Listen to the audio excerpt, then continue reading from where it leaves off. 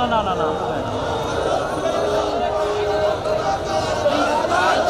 আমাদের ছাত্র জনতার মাধ্যমে এই দেশ স্বাধীন হয়েছে ইনশাল্লাহ। এজন্য আল্লাহর কাছে আমরা শুকরিয়া।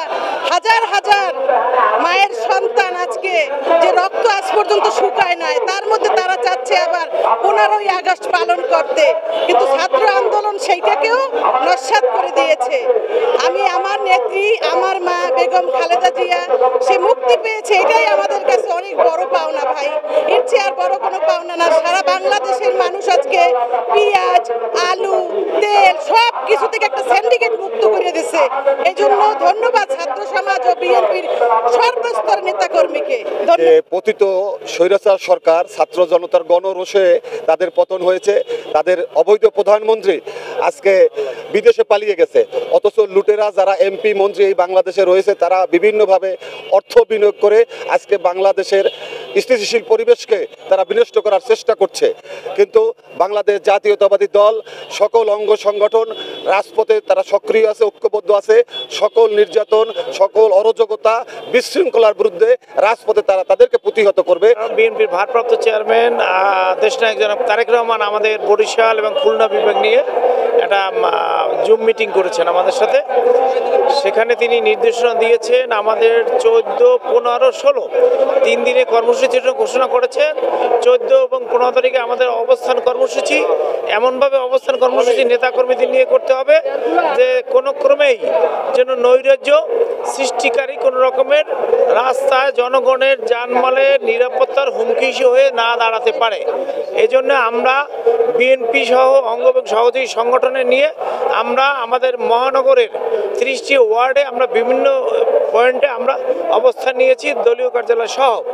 আমরা এই অবস্থান করবে 3টা 24 ঘন্টায় আমাদের অব্যাহত আছে। আর আমাদের বিএনপি চেয়ারপারসন, সাবেক সফল প্রধানমন্ত্রী, দেশ গণতন্ত্রের মা দেশনেত্রী বেগম খালেদা জিয়ার জন্মদিন আজকে 15 তারিখ। তা আমাদের মাননীয় ভারপ্রাপ্ত চেয়ারম্যান এটা নির্দেশ দিয়েছেন যে তার জন্মদিনটা আজকে পালন না করে 16 তারিখ আসরের নামাজের পরে দোয়ার মাধ্যমে দেশনেত্রী বেগম খালেদা জিয়ার সুস্থতা কামনা, আমাদের বিএনপির যে সমস্ত অঙ্গ এবং সহযোগী সংগঠনের নেতৃবৃন্দ যারা ইতিপূর্বে গুম হয়েছেন, শহীদ হয়েছেন, তাদের রুহের মাগফিরাত কামনা দোয়া। বৈষম্য বিরোধী, কোটা বিরোধী আন্দোলনের যে যারা আমাদের কোমলমতি ছেলেমেয়েরা যে শহীদ হয়েছেন, তাদের এই রক্তের যে ঋণ আমরা কখনোই এই জাতি শোধ করতে পারবে না। আমরা তাদের রুহের মাগফিরাতের জন্য আমরা দোয়া করব, যারা শহীদ হয়েছেন তাদের জন্য এবং যারা আহত হয়েছেন তাদের আশু সুস্থতা কামনা করে আমরা দোয়া করবো ইনশাল্লাহ। গত 5ই আগস্ট পতিত স্বৈরাচার শেখ হাসিনার পালিয়ে যাওয়ার পর তার যে প্রেতাত্মারা বাংলাদেশে এখনও রয়েছে, তারা বাংলাদেশকে একটা অস্থিতিশীল পরিবেশ সৃষ্টি করতে চায়, যাতে করে বাংলাদেশের জনগণের শান্তি শৃঙ্খলা নষ্ট করতে না পারে, কোনো রকম অরাজকতা করতে না পারে। সেজন্য বিএনপি এবং তার সকল অঙ্গ সংগঠন সজাগ দৃষ্টি রেখেছে এবং অবস্থান কর্মসূচি পালন করছে। অধিকার প্রতিষ্ঠিত হোক এবং যারা এই কোমলমতি ছাত্র এবং এই গণতন্ত্রের জন্য যারা আন্দোলন সংগ্রাম করছে, যাদেরকে পুলিশের গুলিতে নিহত হয়েছে এবং বিভিন্নভাবে অত্যাচার শিকার হয়েছে, তাদের যে নির্দেশদাতা, এই কাজগুলি যারা নির্দেশদাতা, তাদের বিচার হোক, আইনের মাধ্যমে তাদের ফাঁসি হোক, এইটা প্রত্যাশা করি।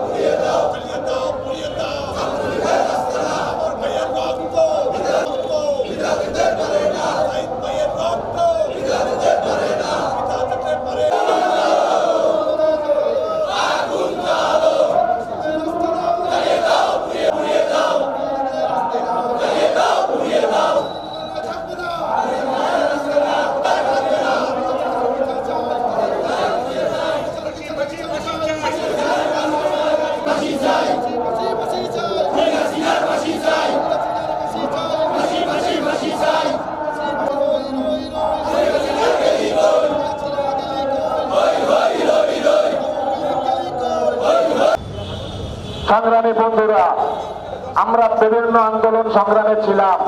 শাহিন ভাই নেতৃত্বে আন্দোলনে বান্ধে তার সাথেই গেছেন, এলাকার নেতার লগে যান, ইউনিয়নের নেতার লগে যান, হালাইয়া ধুয়ে ফলাইয়া গেছে। এরকম আছে কোন দেখতে পারি না, তখন তো অটোমেটিকলি সরতে হয়। এখন আপনার বন্দুক, রাইফেল, কামান, স্ট্যান্ডার, আমার হাত খালি। আমরা যেন সঠিকভাবে মূল্যায়ন করতে পারি। আমাদের একটাই লক্ষ্য, একটাই ঠিক থাকবে। আর একটি ভুয়া আওয়াজ এখন মার্কেটে খুব বুদ্ধমান, সংখ্যালঘু নির্যাতন হিন্দুকে পারি একটা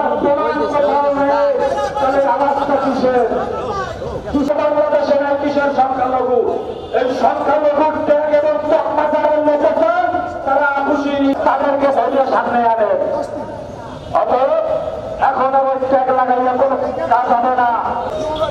প্রিয় নাম্বার সেট করে বিকাশে সেন্ড মানি করুন ফ্রি।